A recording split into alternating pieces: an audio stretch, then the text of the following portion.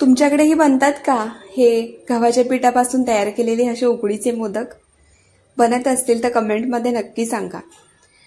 मी बनवलेत हे गव्हाच्या कणकेपासून तयार केलेले हे सुंदर असे रसरशीत मोदक. तर कृती तीच आहे, सारण तेच जे आपण नेहमी बनवतो त्या पद्धतीने सारण तयार करायचं. फक्त इथे तांदळाची उकड न काढता आपण गव्हाचं पीठ जे चपातीला मळतो त्याच पिठापासून मोदक तयार करणार आहोत. तर सुरुवातीला आपण खसखस छान अशी कोरडी भाजून घेतली. तूप वापरून त्यामध्ये आपण ड्रायफ्रुट्स परतून घेतले. 1 वाटी ओल्या नारळाचा चव आणि अर्धी वाटी किसलेला गूळ असं हे छान असं परतून घ्यायचा. गूळ वितळला की छान असं मोदकाचं सारण तयार होतं. हे पहा. आणि नंतर आपण जी खसखस भाजून घेतलेली आहे ना ती खसखसही यामध्ये घालून घ्यायची. आणि यामध्ये जाणार वेलची पावडर.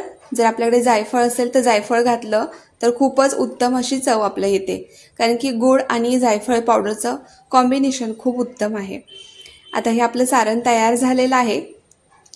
सारण काढून घेते, थंड होण्यासाठी ठेवून देते. गार झालं ना सारण किंवा आपण मोदक तयार करायला घेऊया. तर मोदक तयार करण्यासाठी ना आपल्याला इथे आधी कणिक मळून घ्यावी लागेल.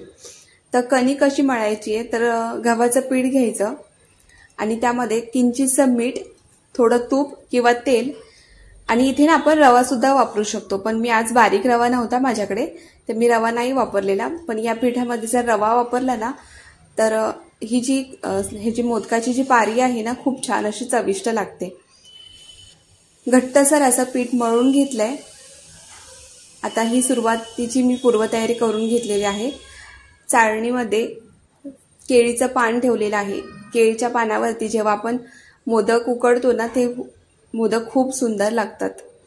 आता इथे एक एक छोटे छोटे गोळे तयार करून घेते आणि गोळ्यापासून छोट्या आकाराची ही पुरी लाटून घेते. खूप जाड नाही लाटायची आणि खूप पातळही नाही. खूप पातळ लाटली ना तर सारण आपलं जर गुळ पातळ झाला तर तो बाहेर येतो. म्हणून मग असं थोडी जाडसर अशी मीडियम लाटून घ्यायची आणि अशा छान अशा अंगठा आणि मधलं बोट याच्या साहाय्याने हे आपल्याला पाकळ्या तयार करून घ्यायच्या. छान अशा कळ्या तयार करून घेतल्या की हे आपण ह्याच्यामध्ये सारण भरणार आहोत. चमच्याच्या साहाय्याने ही अशी वाटी तयार करून घ्यायची आणि त्यामध्ये सारण भरून घ्यायचा. हे तुम्ही पोळपाटावरही ठेवून करू शकता. आता मीही तेच करते, कारण की हातामध्ये ना चिकटलं जातं पीठ हाताला. बघा याच्या पाकळ्या किती सुंदर आलेल्या आहेत.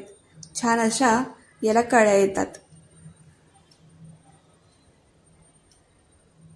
असं एक एक करून आपलं मोदक तयार करून घेऊया. आणि इथे पहा मी केळीची पानं ठेवलेली आहेत चाळणीमध्ये. जर केळीची पानं नसतील तर चाळणीला तेल लावून घ्यायचं आणि नंतर मग हे मोदक त्याच्यामध्ये ठेवायचे, म्हणजे ते चिकटत नाहीत.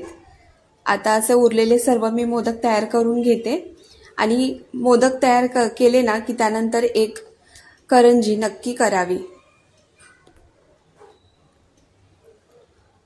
हे पहा ह्या अशा प्रकारच्या ना याला पाकळ्या तयार करून घ्यायच्या आणि हे मध्ये वाटी तयार झाली त्यामध्ये सारण भरून घ्यायचा.